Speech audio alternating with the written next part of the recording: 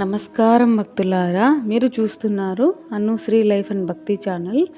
December 16 నుంచి జనవరి 14 వరకు వచ్చే ఈ పవిత్రమైన మాసంలో, ధనుర్మాసంలో తెలియకుండానే చేసే కొన్ని పనులు మన అదృష్టాన్ని, ఐశ్వర్యాన్ని దూరం చేస్తాయని శాస్త్రాలు అయితే చెబుతున్నాయి. ఈ ధనుర్మాసంలో ఎవరు ఎంత అడిగినా ఈ 7 వస్తువులను మాత్రం అసలు ఇవ్వకూడదు. ఇవ్వడం వల్ల ఇంటిలో శాంతి, ధనం, సుఖ సంతోషాలు నెమ్మదిగా తొలగిపోతాయట. అవి ఏవి, ఎందుకు ఇవ్వకూడదు, ఇవ్వకపోతే కలిగే శుభ ఫలితాలు ఏమిటి అన్నీ ఈ వీడియోలో పూర్తిగా తెలుసుకుందాము. చివరి వరకు చూడండి.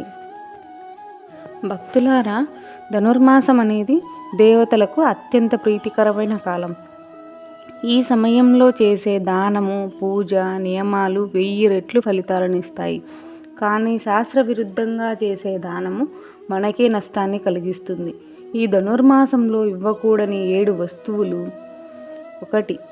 ఉప్పు. ఉప్పు లక్ష్మీదేవి తత్వాన్ని సూచిస్తుంది.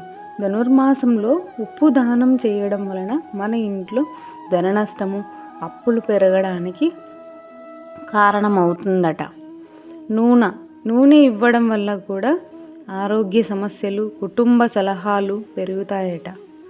అలాగే పాలు సాత్విక గుణాన్ని కలిగి ఉంటాయి. ఇది మాంసంలో పాలు ఇవ్వడం ఇంటికి శాంతిని దూరం చేస్తుందని మన నమ్మకం.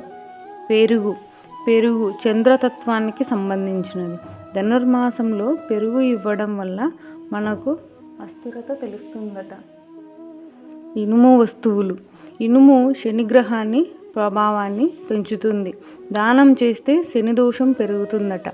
అలాగే నువ్వులు పితృదేవతలకు సంబంధించినవి. ఈ మాసంలో దానం చేస్తే అనుకోని ఆటంకాలు వస్తాయనైతే శాస్త్రాలు చెబుతున్నాయి.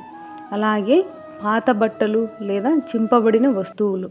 ధనుర్మాసంలో ఎప్పుడు శుభ్రమైన కొత్త వస్తువులనే ఉపయోగించాలి. పాత వాటిని ఇవ్వడం వల్ల అదృష్టం వెనక్కి వెళ్తుందని శాస్త్రాలు అయితే చెబుతున్నాయి.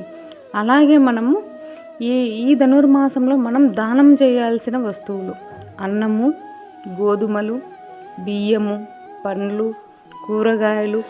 శుద్ధమైన మనస్సుతో దానం చేస్తే అపారమైన పుణ్యం లభిస్తుంది. భక్తులారా, ధనుర్మాసం అనేది మన జీవితానికి శుద్ధి చేసుకునే అద్భుతమైన అవకాశం.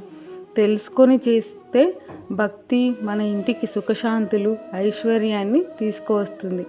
ఈ సమాచారం మీకు ఉపయోగపడితే ఈ వీడియోకు ఒక లైక్ చేయండి. మీ కుటుంబ సభ్యులతో, స్నేహితులతో షేర్ చేయండి.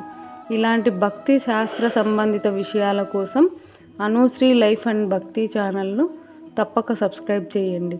మళ్ళీ మరో పవిత్రమైన వీడియోతో మళ్ళీ కలుద్దాం. అంతవరకు ఓం నమో నారాయణాయ.